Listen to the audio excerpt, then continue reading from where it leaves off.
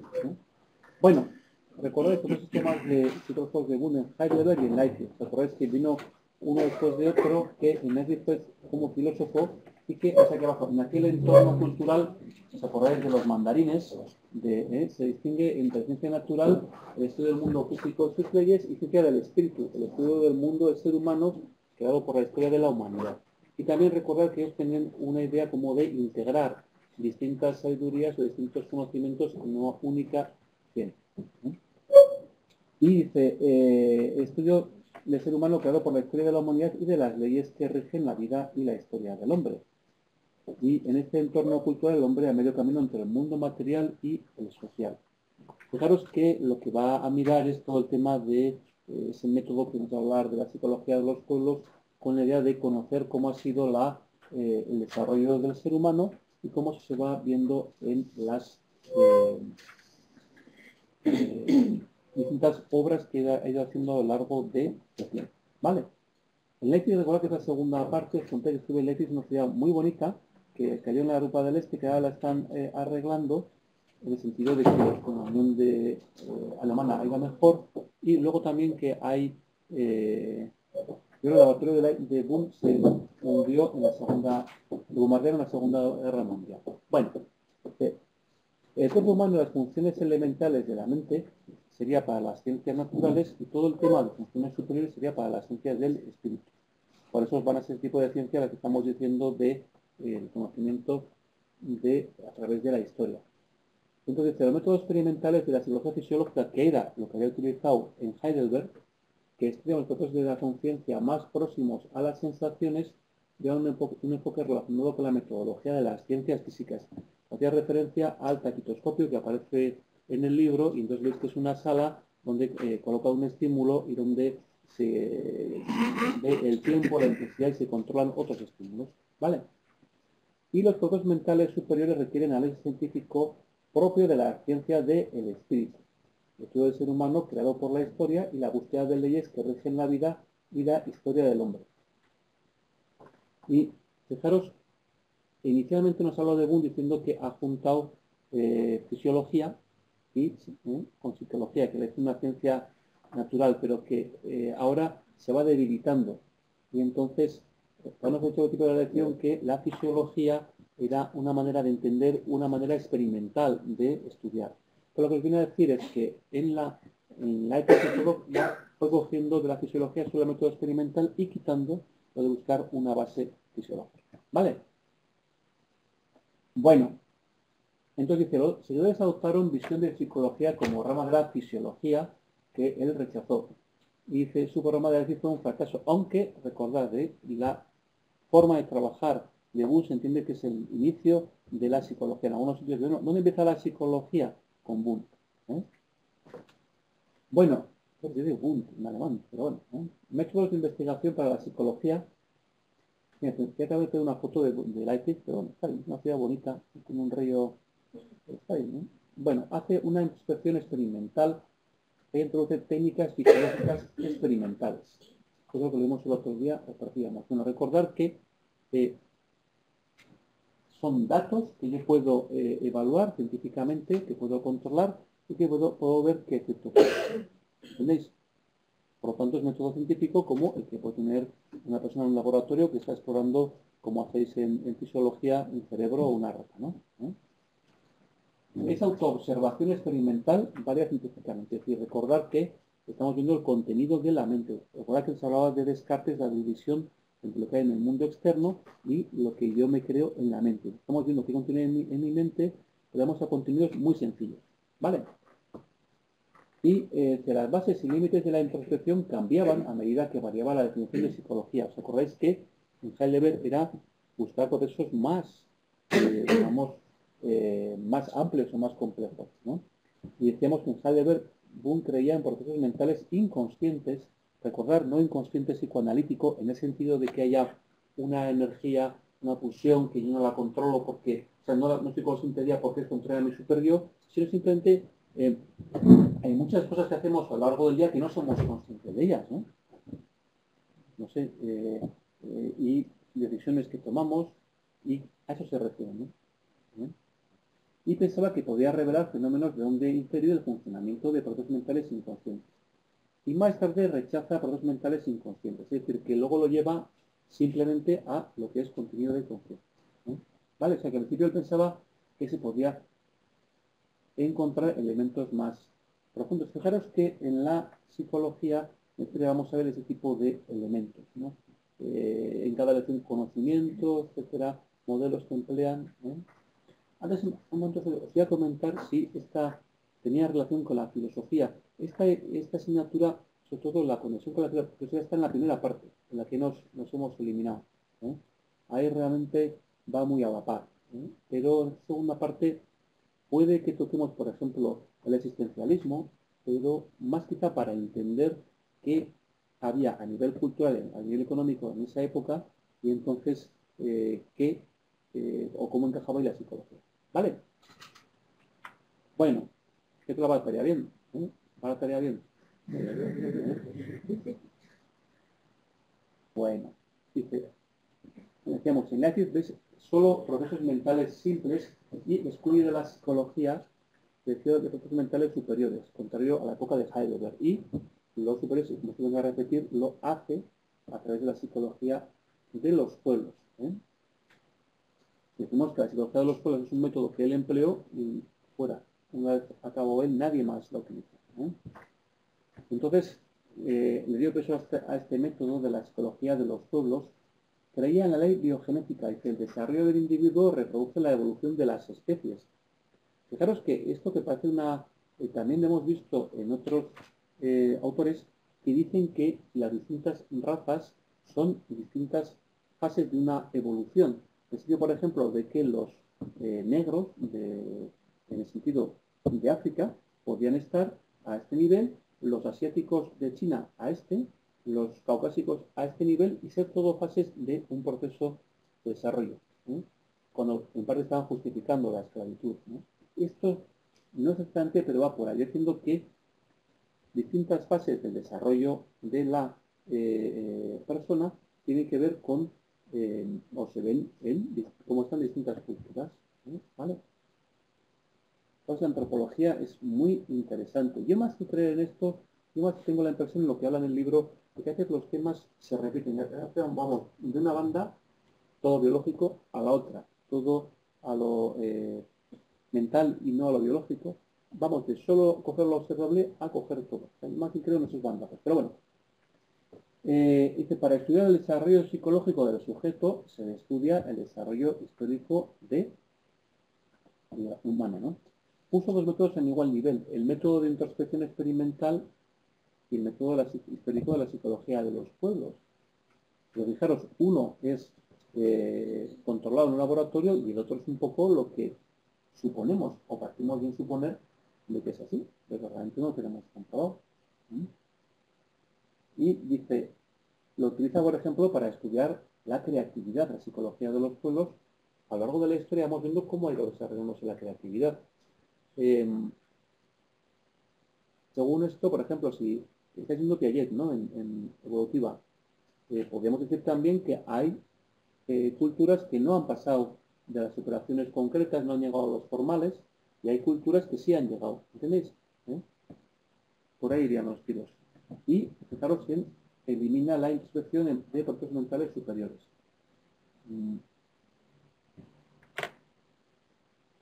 Bueno, entonces luego presenta dos temas tratados por Boone. Aplica el método experimental de la psicología fisiológica. ¿Cuántas ideas puede tener la mente? Entonces, la medida en que yo puedo observar el contenido de mi mente, puedo estudiar cuántas ideas hay, ¿no? Y la psicología de los pueblos a cómo crean y entienden las oraciones de los humanos. En el sentido de cómo yo, de una idea que quiero expresar, cómo la acabo convirtiendo en una frase, y al revés, de cómo una frase que yo recibo, cómo acabo entendiendo lo que quiere decir. Es decir, cómo yo una idea la compongo en distintas palabras que van a formar esa frase, y al revés, de una frase que yo recibo, la compongo, al revés, la descompongo para ver su significado. ¿Vale? Bueno, ¿cuántas ideas hay en la mente? No voy a hacer ningún comentario de los políticos, algunos cuantos no nos conocemos, ¿verdad? Pero bueno, experimento controlado y cuantificado, ¿no? Entonces, el número de letras recordado, fijaros, es algo que yo, en una situación de laboratorio, controlando los otros estímulos, por ejemplo, pinto todo el laboratorio de negro, no hay otras imágenes, no hay cuadros, no hay otra luz, y solo es la información que provenga del número de letras que recuerdo. O sea, es una situación de laboratorio. Fijaros, está haciendo la estadística, o no lo esto multivariable, pero multivariable utiliza muchísimo la regresión múltiple. ¿Por qué? Porque muchas veces a la hora de ver diferencias entre grupos, en los primeros de psicología, por ejemplo, para diferenciar entre edades, o, por ejemplo, entre zonas culturales, o, por ejemplo, entre patología y no patología en algunas áreas, hay otras variables que pueden confundir y que estadísticamente las intentamos controlar. Porque, por ejemplo, la diferencia en ideas que yo recuerdo entre edades también ha podido estar influida por tiempo de entrenamiento que han tenido una y otra edad. Entonces, Bund lo que hacía era, eso se llaman variables que pueden confundir. Lo que hacía era controlar todas estas variables utilizando el laboratorio, que no habría otros estímulos, de esta manera que tú puedes decir que realmente el contenido de las letras que hay en mi cabeza es debido únicamente. ¿Vale? ¿Entiendes esto? Que las letras agrupadas con lógica se recuerdan en mayor número que si no la tienen. Solo es al estudiar, ¿no? Realmente, cuando uno tiene que aprender los nombres así de fármacos, es un lío si no tienen un sentido. Porque los elementos son sintetizados por la apercepción. Recuerda que es la facultad mental clave para Bund, la apercepción. Es decir, ¿por qué yo, si me dan una serie de estímulos y los tengo organizados, estos pueden, digamos, recordarse mejor? ¿Vale? Y entonces, ¿es ahí? Vale, ahora. No, espera, a ver. Entonces, ahora el libro nos va a hablar de otros elementos de otras explicaciones para esa superioridad, ¿vale? ¿Qué explicaciones puede haber? Ya preguntaré por primera vez si una sala más grande con la esa es la clave, ¿no? Con la grabadora. Bueno, vamos a ver que después de Boom vamos a ver el psicoanálisis, vamos a ver la Gestalt, vamos a ver, creo que un poco adelantar. Para los psicólogos del aprendizaje, que van a ser la mayoría de los americanos, se perciben más letras asociadas porque ya hay un aprendizaje previo. Recordar que en Estados Unidos va a ser clave la psicología del aprendizaje. Entonces recordamos más letras porque hay un aprendizaje. Al igual que tendrá mucho peso la psicología de la función. En la Gestalt dice, el todo se percibe como tal porque tiene significado en sí mismo. Es decir, vamos a ver ahora la Gestalt donde vamos a ver que el todo, lo veremos, tiene unas características propias. Y Bund intermedio, el todo significativo, pero también las capacidades organizativas imponen la totalidad. Es decir, que tenemos una facultad que se llama la apercepción, que coge esos elementos y los une. ¿Vale?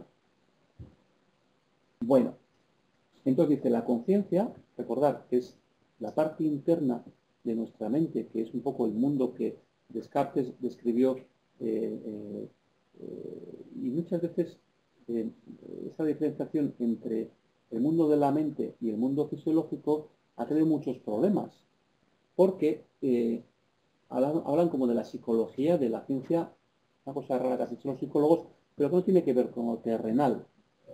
¿Entendéis? Entonces, esa diferenciación entre lo fisiológico, físico y la mente de Descartes ha tenido problemas, porque realmente es todo uno, ¿no? Sin embargo, parece que los psicólogos estamos haciendo algo ahí etéreo, entonces que, oye, los médicos todos están en lo práctico. Entonces, bueno, entendía como la conciencia un amplio campo donde hay elementos irracionales. Entonces, una parte que cae dentro del foco de atención y percibo esos elementos, ¿vale? Y luego, fijaros, él seguía dando a la percepción un valor fundamental. Y dice que también explicaba otras actividades mentales como el juicio, que era la base de todas las formas superiores de pensamiento. Pues recordad que la apercepción, que no tiene nada que ver con percibir, sino es más bien integrar. Es la facultad básica para la mente, mental básica. Hay un libro volviendo al tema de Descartes, de Damasio que le dio el premio de Asturias, creo que hace 3 años, Damasio, que se llama El error de Descartes. Espera, si vos coges una silla de la clase de al lado, igual. Sí, el error de Descartes lo que tiene es que esa división, ¿no?, entre lo del mundo material y lo no observable es lo que nos ha traído problemas, ¿no? Bueno, y también estudió sentimientos, etcétera. Nos sigue hablando de la apercepción. Y nos habla de la apercepción pasiva. Es decir, no siempre yo decido activamente construir algo. No siempre yo tomo la decisión de construir algo. También tengo la apercepción pasiva. Y en esta percepción, por ejemplo, dice, veo una silla y la asocio con la idea universal de silla. O sea, mi mente está trabajando aunque yo no haya tomado una decisión voluntaria de hacerla trabajar. ¿Vale? Recordar que la percepción, el razonamiento, la memoria, etcétera, son elementos que van a aparecer en la mayoría de los autores. Entonces dice, el recuerdo es reconstrucción a partir de indicios actuales, no una reactivación. En el recuerdo, la percepción coge elementos y los junta. ¿Entendéis? O sea que, recordad, facultad mental fundamental, la percepción. Aquí va explicando cómo funciona. A veces es pasiva, a veces en el recuerdo lo que hace es coger elementos e integrarlos. ¿Entendéis? ¿Se sigue esto bien? ¿Se entiende? ¿Sí? Bueno. Entonces, dice, estudia estados normales de conciencia. Dice, incluso en Crepelin, en esquizofrenia, hay un fallo en la atención.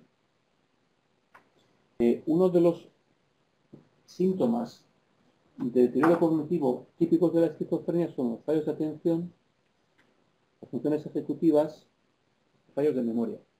Las fallos de atención, yo esta mañana estaba con un grupo con gente con esquizofrenia y tienes que utilizar muchas herramientas para llamar su atención y para mantenerla, ¿no? En el sentido de si se ve que ha ido a más conforme va avanzando la enfermedad, pero que muchos se plantea si puede ser previo a aparecer los síntomas de la esquizofrenia. O sea, aparte de los delirios, las alucinaciones que son propias de una esquizofrenia paranoide, hay lo que se llama deterioro. Y deterioro, uno de los temas claves es en atención. Entonces, por otro lado, es un prerequisito clave para que la cabeza pueda funcionar. Si la atención falla, no entra bien la información. Entonces, fijaros que incluyó en Crepelin, diciendo que hay un fallo de atención. Y, fijaros, dice, el paciente esquizofrénico pierde el control aperceptivo característico de la conciencia normal y se somete a procesos asociativos pasivos, una mera sucesión de asociaciones. Es decir, está diciendo como que la facultad esta de apercepción no funciona bien. Y entonces, que a veces elementos como que nos hablan de un contenido delirante, pues puede tener una explicación más en este fallo de apercepción. O fijaros también que una de las características de la esquizofrenia, al observar los trastornos formales del pensamiento, pues que a veces están hablando de un tema, saltan a otro. Tú preguntas de uno, oye, ¿qué tal? ¿Este fin de semana qué tal? Te contestan, oye, pues parece que van a pintar esa pared. ¿Entiendes? Entonces ves esto y en parte te encaja, ¿no? Que haya como una mala sucesión de elementos. ¿Vale? Entonces recordar que ahí tuvo una influencia en Crepelin. Bueno, la psicología de los pueblos, dice, la historia de los pueblos refleja el desarrollo de la mente y distintas culturas reflejan distintas fases de evolución mental, lo que decíamos, de culturas primitivas a estados-nación. Pues dice, en la medida en que yo voy viendo cómo es el desarrollo de estas culturas, también voy viendo, o sea, cómo es el desarrollo de mi mente. Se entiende que si cogemos a Piaget, vemos que para hacer determinadas herramientas o determinadas producciones hace falta un pensamiento formal o un pensamiento abstracto. Entonces, más o menos, sería como algo parecido. Habrá culturas que están en la fase del pensamiento formal, pero se han llegado al abstracto. O sea, eso es. Y que la historia permitía llegar a conocer la psicología humana. las distintas culturas presentes en su momento, con sus diferentes desarrollos, reflejan además distintos momentos del desarrollo de la humanidad. No solo viendo cómo ha sido la historia de la cultura, en este caso alemana, sino también cómo ha sido, en este momento, comparamos nuestra cultura con, por ejemplo, lo que puede haber en la Amazonia, etc.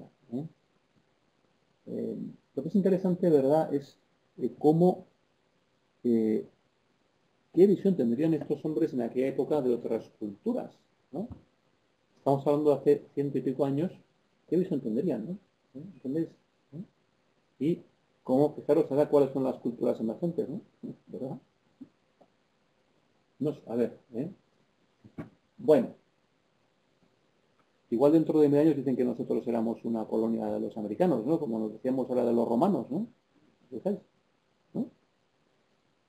¿No te imaginas hace 100 años decirles a nuestros abuelos que iríamos todos con pantalones vaqueros, tomaríamos Coca-Cola, hamburguesas, y lo que tiene detrás de la siguiente generación? Bueno. Bien, ¿el qué? ¿No? En fin, el estudio del lenguaje dentro de la psicología de los pueblos es un producto colectivo que permite conocer la historia, ¿no? Entonces, realmente, la medida en que es más complejo, también os voy diciendo, hay un desarrollo más complejo de la mente, ¿no? Y aquí, Pero todo esto está refutado ya, ¿no? esto está es lo fuera. que él decía, esto ya Y al no. morir, o sea, al acabar se acabó. Sí. Se acabó, sí. Otra cosa es que hay antropología, psicología social, muy interesante. La psicología social es muy bonita.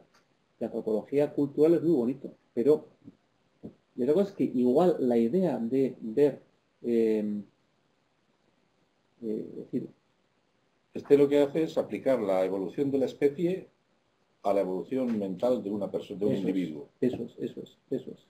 Lo único, quizá, la diferencia con, no es tanto la evolución de Darwin, porque No. Darwin es simplemente de las distintas modalidades que hay de una especie, la que mejor se adapta al entorno se mantiene, las demás desaparecen. Aquí es que ha habido un crecimiento, una maduración, un desarrollo, ¿no?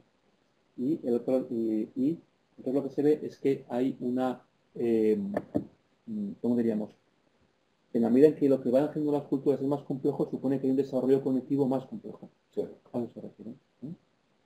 Le entrevistaban a Hawking, o hacían un reportaje sobre Hawking, y decía que, entre otras cosas, si algún día venían aquí los marcianos, pues probablemente serían mucho más avanzados que nosotros y nos tratarían como nosotros tratamos, por ejemplo, a animales, ¿no? Esperemos que no vengan, ¿no? Bueno, entonces aquí un poco lo que decíamos antes, ver cómo funciona el lenguaje y que hay las expresiones y por todos los procesos cognitivos más profundos. La producción de oración se parte de la idea que se quiere expresar y la apercepción prepara la idea unificada para el habla y se transforma un pensamiento organizado e inexpresable en una estructura secuencial expresable en palabras organizadas.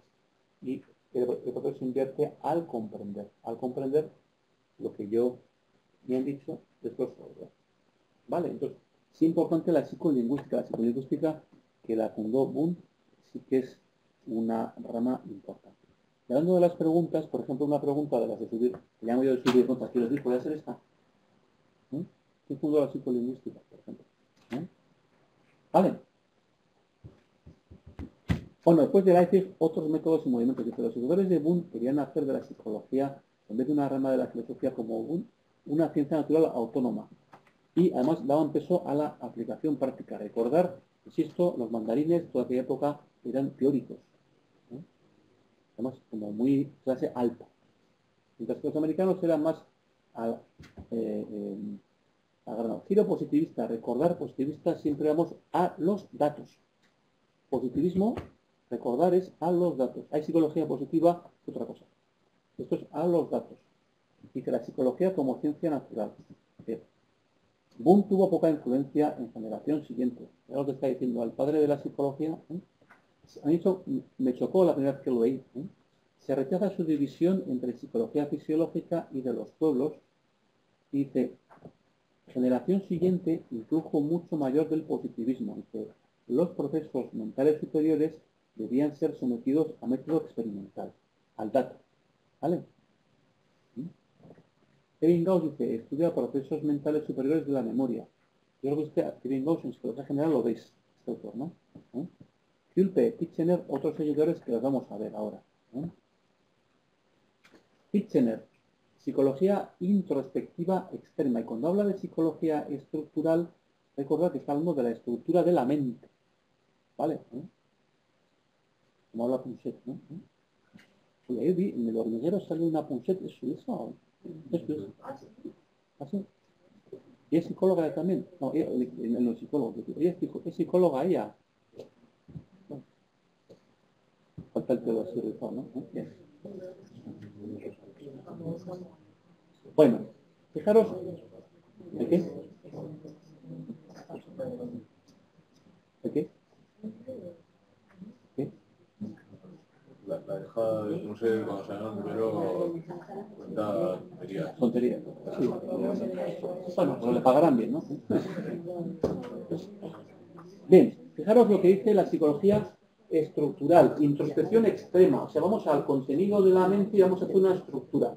Dice, luchaban contra los psicólogos funcionales. ¿Qué significa funcionales? Hey, sigue sin poner este tipo de términos, tenerlos pillados, y tenéis un índice atrás donde funcional, en qué página aparece. ¿Vale? Recordar psicología de las funciones. ¿Qué función tiene lo que hago? Y fijaros, la psicología americana va a ser mucho lo que se llama, va a hacer mucho el análisis funcional.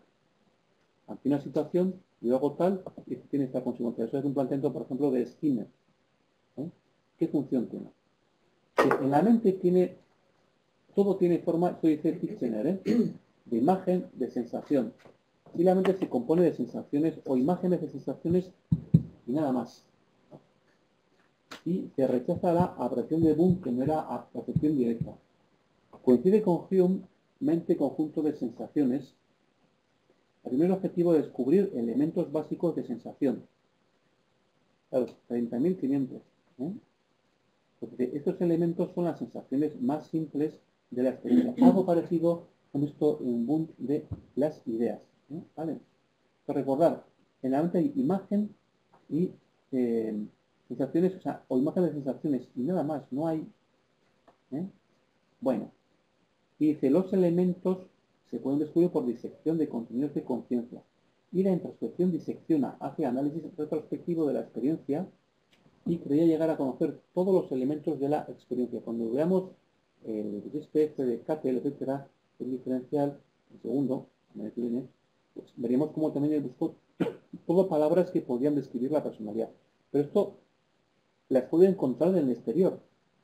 Lo que quiero decir es que este señor está mirando elementos a partir de lo que la gente le dice que hay en su mente.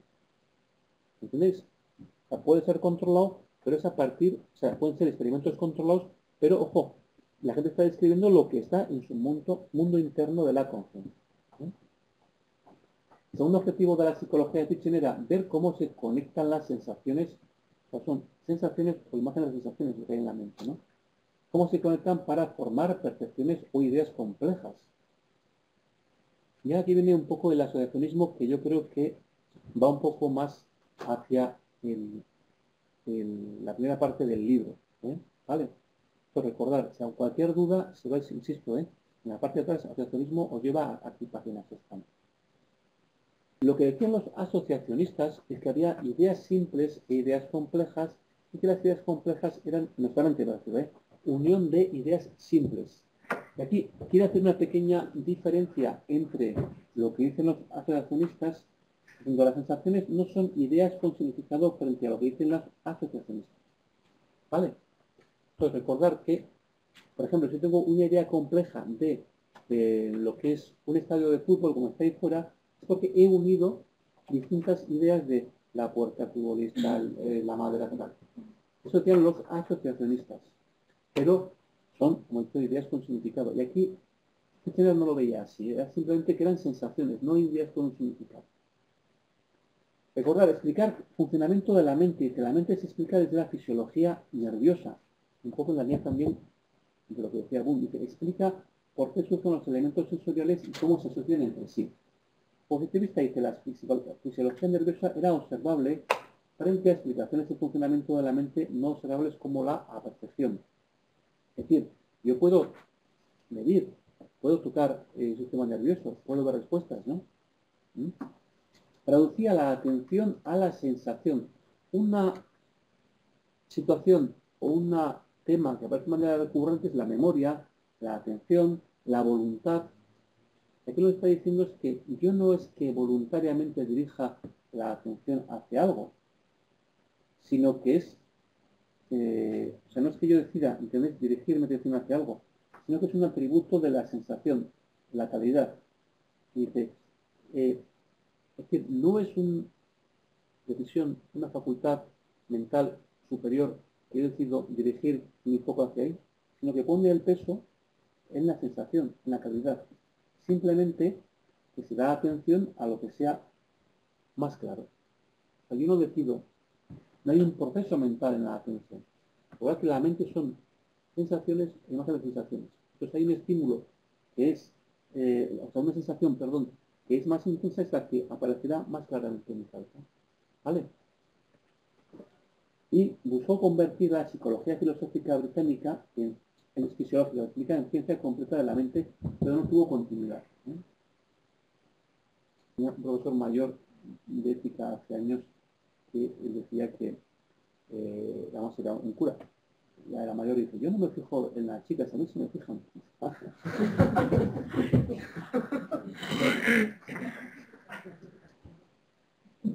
Bueno, alternativas fenomenológicas. La fenomenología, recordar, es una palabra que la vais a ver aquí y también a lo largo de la psicología. Por ejemplo, una visión fenomenológica de la esquizofrenia supone que la persona con esquizofrenia te cuente, o sea, entender cómo está viviendo la enfermedad. ¿Qué visión tiene? Entonces, claro, no es lo mismo que te describa, tengo un delirio, tengo una alucinación tal, realmente es que estoy en misión. Realmente es que yo vivo al revés. No, si yo sí tengo delirio, pero realmente tengo apartado. O sea, cómo percibe, vive la persona de la situación. Entonces, lo vamos a ver aquí, pero la palabra fenomenología es muy aplicable a toda la psicología posterior. Entonces dice, había autores contrarios a convertir la psicología en ciencia natural bajo delirios positivistas. La corriente disidente, Brentano, Dilthey, la fenomenología. Dice, no hay que analizar componentes del mundo como Kitchener, sino describir la conciencia tal y como es.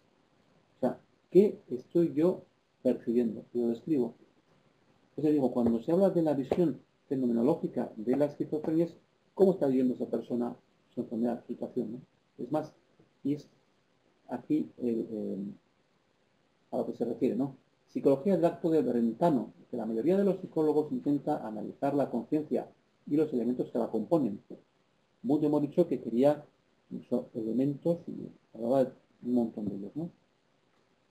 Hay diferencias entre ellos en la naturaleza del análisis psicológico y de las fuerzas que unen los elementos. Ahora viene otro, esto es un poco, vamos a ver, sobre la percepción. ¿Quién nos ha dicho Descartes que hay un objeto externo, por ejemplo, esta papelera, esta pared y la imagen que yo me hago aquí? Y que con la psicología estamos viendo, trabajando sobre este contenido de este mundo interno, el de la conciencia. Sin embargo, dice, el realismo perceptivo dice, si estamos en contacto con el mundo, no hay materia mental que analizar en componentes. Dice, intenta describir la experiencia tal y como se observa en sí misma, no analizarla. Sería la base para la Gestalt. Ahora veremos por qué se refiere con esto. ¿Vale? Vale. Entonces, intenta describir la experiencia tal como se presenta en sí misma, que es, insisto, es como, ¿veis el ejemplo como de la esquizofrenia? O sea, que estoy contando, realmente yo vivo asustado, porque realmente, pues que no puedo salir a la calle del miedo que tengo. Sería una descripción fenomenológica de una persona con un borde psicótico. O sea, que no busca ningún tipo de causa ni nada, no se mete ahí, simplemente describe. La clave es describir cómo percibe la experiencia. Y no está metiendo la tijera analizándola. La mente se compone de actos mentales que se dirigen a objetos con significados externos a la misma. Entonces, dice, no es un agregado complejo de objetos mentales formados por elementos sensoriales. Claro, diferencia con Descartes, sobre todo para ellos las ideas son objetos mentales que representan lo que hay en el exterior y representan de forma indirecta el mundo al ser agregados de sensaciones sin significado.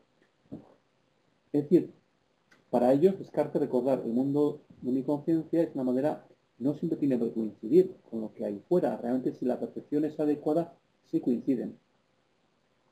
Dice Descartes, ya que nuestra representación del mundo es un agregado de pequeñas unidades sensoriales, no tenemos garantía de que las ideas correspondan a la realidad. Y el conocimiento auténtico queda en duda.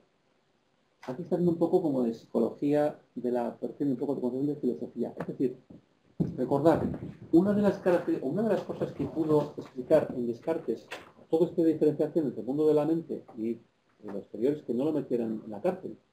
He visto que el otro día salía que han sacado a la luz una exposición de documentos del Vaticano y salió Galileo Galilei como la Tierra es plana y como la final tuvo que decir que sí.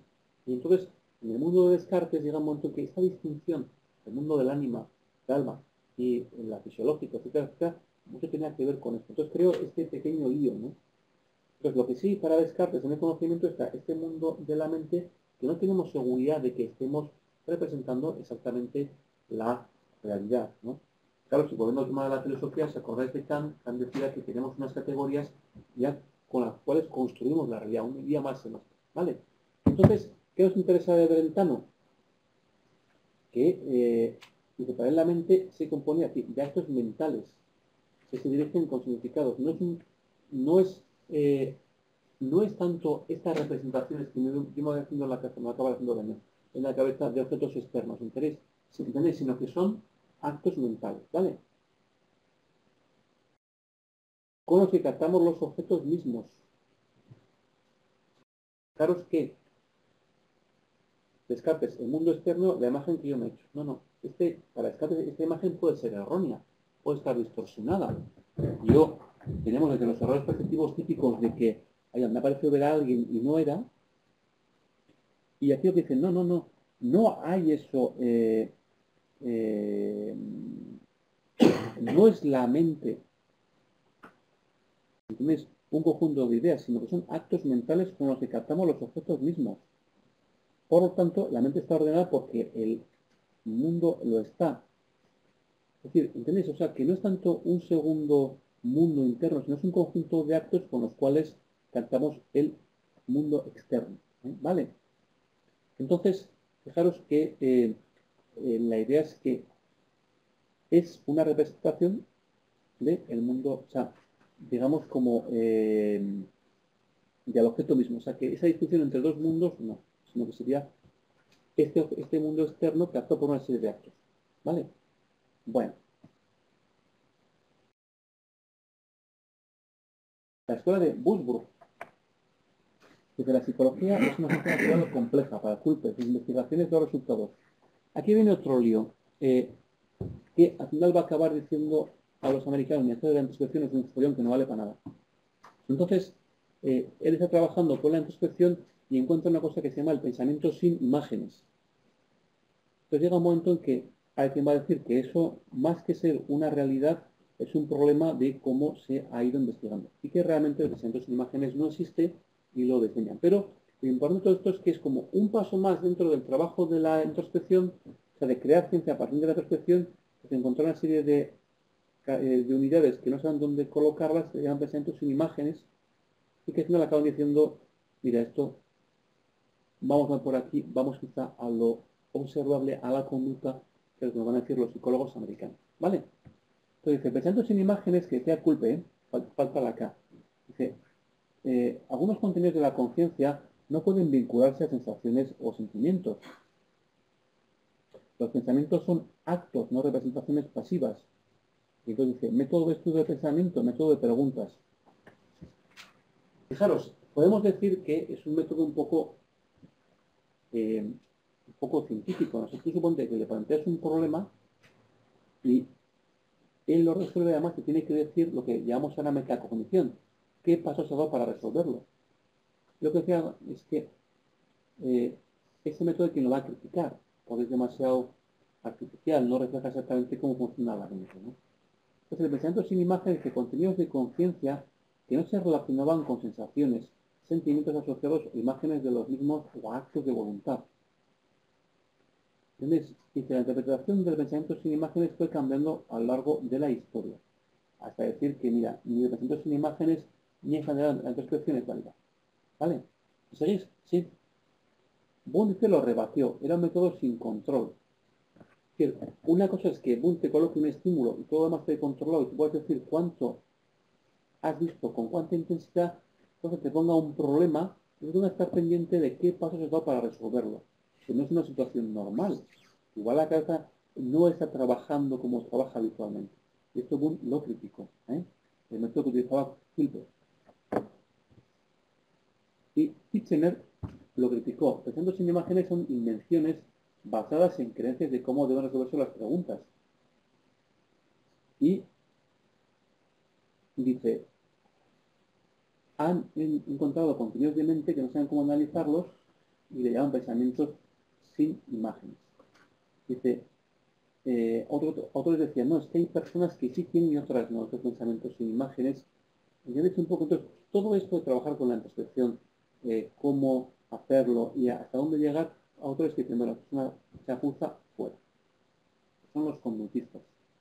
Que, claro, los americanos van a ser muy prácticos, algo que sea útil. Y entonces, primero, ya el tema del pensamiento sin imágenes, ¿qué utilidad práctica tiene? Muy poca.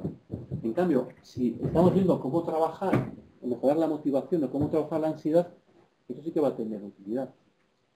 Y por otro lado, es que los conductistas van a ir únicamente a lo que sea observable. Por lo tanto, un pensamiento que además no tiene imágenes, ¿vale? Sobre todo, quedaros con la idea de que es realizar un poco el riesgo de un método que a la gente le va a parecer posiblemente poco científico. Y que van a decir es que realmente esto has llegado ahí, o bien porque no sabes avanzar más con este método, o porque quizá realmente el método no es adecuado. ¿De acuerdo? Bueno, segundo experimento de Busbus son los pensamientos, son actos mentales que critican al asociacionismo. Recordar, la idea de un estado de fútbol es la idea de puerta, la idea de jugador, la idea de portero, la idea de pared, junto todo, en una idea compleja de un estado de fútbol. Entonces, esto es lo que dice. Critican el asociacionismo como explicación del pensamiento. Dice, la fuerza de la asociación entre ideas no explica por sí misma pensamiento racional. Hay algo más que dirija el pensamiento. Entonces aquí viene un tema metodológico. Es decir, no es que para ellos, si tú colocas una tarea donde le exiges a la persona a razonar, esa idea que tengo aquí se juntará no con esta que está más cercana, sino con alguna que ese razonamiento se dirija a él. Es decir, para ello la tarea establece una exposición mental que guía al observador a utilizar de una manera la red de asociaciones. Que al hacer la asociación abierta puede aparecer la palabra más frecuente al decirle una palabra al sujeto. Por ejemplo, recordar por ejemplo en el psicoanálisis, ¿no? Que te preguntan asociación de palabras. Entonces te dicen, bueno, pues madre, ahora que te sale, niño, que te sale, ¿no? Aquí lo que viene a decir es que, según el psicoanálisis, porque ahí hay una conexión emocional ahí, ¿no? Pero para la asociación restringida, tú le dices una condición, ya no es la palabra más frecuente. ¿Entendéis? Con esto viene a decir que probablemente el pensamiento es algo más complejo que una mera asociación de ideas. ¿Entendéis? Entonces, para los, aunque es el anterior parcial, pero un poco que lo toca. Para los asociacionistas, en la mente hay ideas simples que se juntan, no ideas complejas, pero que se juntan pues, por continuidad, por ejemplo, por frecuencia. Y lo que viene a decir estos autores es que realmente las ideas se asocian también por otros motivos, que la mente no es solo pegar como pegamento, sino que también, igual razonando, juntas una idea con la otra. ¿Entendéis? O sea, por ejemplo, para el asociacionismo, esta idea de lo que hay aquí enfrente es una idea de pizarra pequeñita, una idea de letra, otra idea de borrador, otra idea de... ¿Entendéis? Juntas cosas. Y entonces es una idea compleja que es la idea compleja de la pizarra. ¿Seguís? Mientras que para los de esta escuela dicen, bien, sí, pero si en lugar de plantearnos una percepción o nos planteamos un problema, Por ejemplo, si ponemos una ecuación de segundo grado, ya tienes que, no probablemente la respuesta que más frecuente, sino la que, según tu razonamiento, aparece.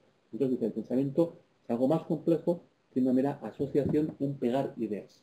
¿Vale? ¿Por qué vino el asociacionismo? Recordar que, aunque es el parte del anterior, hay un elemento clave, es el intentar hacer psicología que fuera científica. ¿Entendéis?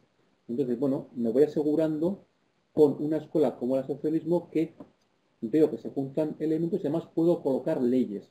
Y ahora volviendo, indica que es algo más complejo. ¿Vale? Y que entiende los pensamientos como también como actos mentales que van dirigidos hacia algo, referidos a otros aspectos de la mente y el mundo. ¿Vale? Bueno. Clave, recordar, la psicología americana es funcional. Entonces, evolucionan a una psicología de las funciones o actos mentales, en terminología de Brentano. Entonces, recordar, habéis visto condicionamiento operante. Ante una situación, la persona da una respuesta, tiene una consecuencia, hay una función ahí. Y ese pensamiento de qué acto hace la mente, qué función tiene, va a ser muy propio de la psicología americana. ¿Vale? ¿Sí? Entonces dice, evoluciona la psicología de las funciones o actos mentales, o sea, actos mentales que van dirigidos a algo. Y dice, da más peso a los actos o funciones que a los contenidos mentales. Y dice, la psicología de Estados Unidos evoluciona más a la función de la mente que a los contenidos. En la psicología europea, fijaros que hemos estado viendo con Wundt y con otros autores, el ver cuántas ideas hay en la mente. Y en cambio aquí estamos hablando ya de psicología de actos, psicología de funciones, es qué acto realiza la mente, qué función tiene lo que hace la mente. ¿Lo seguís? ¿Sí? ¿Vale? Entonces dice, de la escuela de Würzburg no hubo seguidores. Es una ciudad muy bonita, es Alemania, es una ciudad medieval. Es una ciudad muy bonita. Bueno, de la psicología de la Gestalt, bueno, dice, mira, aquí es el tercer bloque, vamos a ver, que lo vamos a ver dos veces. La psicología de la Gestalt y la terapia humanística gestáltica, que lo veremos al final del libro, y que tiene que ver, en parte, tiene raíces aquí, sobre todo va a trabajar cómo percibe la persona su situación. Y, sobre todo, que la persona se dé cuenta de qué problemas tiene, sería parte de la psicoterapia gestáltica. Y además de cómo ve su situación en conjunto. Y eso es lo que vamos a ver en la segunda parte dentro de 3 temas. Pero en este tema, lo que habla es de la psicología de la Gestalt. Vamos a ver 3 o 4 ideas clave y luego para esta próxima lo hacemos un poco más rápido. Recordad que lo que sabéis música, sabéis que hay una melodía y le podéis tocar una octava más alta, una octava más baja, la podéis transportar, pero la melodía sigue siendo la misma. Y lo que viene a decir es que hay cualidades que son del conjunto. Tú puedes tener distintos elementos y además cualidades del conjunto. Es decir, la melodía sigue siendo una serie de notas, pero cambias las notas en el sentido de que las transportas o haces una octava más baja, pero sigue siendo la misma melodía. Habría la cualidad del conjunto de la melodía y luego las de los elementos. Entonces dice que en el mundo hay cualidades del conjunto. Os coloca, aparte de las individuales, os coloca, por ejemplo, el efecto del fenómeno phi. ¿Habéis visto los anuncios de, bueno, ahora hay menos, pero los letreros luminosos que parece que es una receta que va avanzando y en realidad es esto, ¿no? Se enciende una, se apaga otra, ¿no? Y la impresión que da es que es una fecha que va avanzando. Pues para la Gestalt es que habría el elemento este que se enciende y se apaga, por un lado, y por otro una cualidad global de una fecha que va avanzando. Y se una cualidad, incluso en el libro os coloca, si veis el dibujo ahí, que hay como 3 ángulos así, ¿no? Y son los elementos, sin embargo tú tienes la percepción del conjunto. Que ahí no hay ningún triángulo, sin embargo estamos viendo un triángulo. Habría una cualidad global que sería distinta de la suma de los 3 ángulos que hay, que los ángulos no lo bien, pero y que existe independientemente de los ángulos. ¿Vale? Entonces dice, una melodía es más que una secuencia de notas que se puede transportar a otro tono sin cambiar. Los objetos de la conciencia compuestos de elementos formales o gestálticas y sensoriales. Las cualidades gestálticas o formales son estructuras objetivas que existen en el mundo. ¿Vale? Entonces dice, rechaza una visión atomista de la conciencia, porque para ellos va a ser algo más complejo. Dice, la antigua imagen, el camino de las ideas, se apoyaba en dos supuestos erróneos. La hipótesis de asociación, los objetos de la conciencia están compuestos de elementos atómicos fijos. La hipótesis de la constancia, todo elemento sensorial de la conciencia corresponde a un estímulo físico específico registrado por un órgano sensorial. ¿Ahí hay algún triángulo? No hay ninguno. Y sin embargo, no hay. Sin embargo, lo estamos viendo. Entonces, lo que tiene es que hay que no corresponde y por otro lado hay una cualidad del conjunto que no es una suma de los elementos. O sea, entonces recordamos, asociacionismo. Yo tengo ideas en mi mente que las asocio por leyes, por ejemplo, de contigüidad. Lo que nos va a decir es que hay elementos complejos en nuestra mente y además no todas estas cualidades corresponden con algo externo. Dice, para Descartes, la percepción de la proyección punto por punto de estímulos físicos sobre la pantalla de la conciencia. ¿Vale? Voy a parar aquí, entonces, si queréis.